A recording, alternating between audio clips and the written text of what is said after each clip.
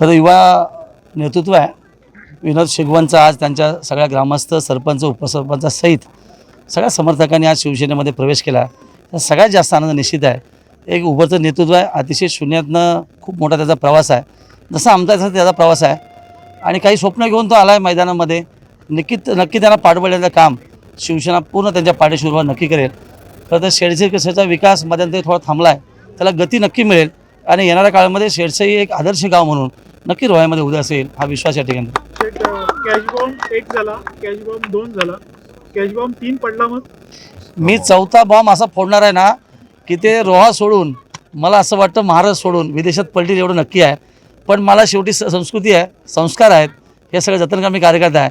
त्यांनी 1-2 काय जे कॅश बॉम्ब फोडले ते सगळे फुसके निघाले. आपण बघितले सुपारी देऊन खऱ्या अर्थाने अशा लोकांना उभं करणं हे त्यांना शोभनीय निश्चित नाही. त्यांची उतरती काळ लागली आहे. मला असं वाटतं अजितदादाचं परवाचं जे स्टेटमेंट आहे खऱ्या अर्थाने पालकमंत्र्याविषयीचं ते दिशादर्शक निश्चित आहे. येणाऱ्या काळामध्ये भरवशाच्या रूपाने आम्हाला पालकमंत्री मिळेल हा पूर्ण विश्वास आहे.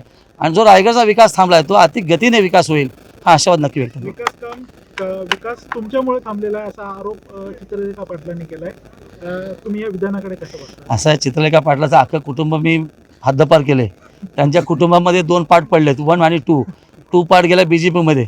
त्याने का आम्हाला हक्क शिकवणं आणि बालिश बुद्धीने वक्तव्य करणं सुपारी घेऊन का त्यांना शोभा नक्की आहे. त्यांना मी पराभूत केलेला आहे. जनमानसामध्ये त्यांची किंमत शून्य आहे. मला असं वाटतं ड्रग्स घेऊन त्या बोलत नाहीत ना हा पहिला त्यांना ते विशेष देत आहे. यूट्यूबवर सुद्धा रायगड टाइम्स सर्च करा आणि पहा रायगडच्या कानाकोपऱ्यातील प्रत्येक बित्तम बातमी. आणि हो लगेचच सबस्क्राईब बटनवर क्लिक करायला विसरू नका. रायगड टाइम्स, आपलं चॅनल, आपला आवाज.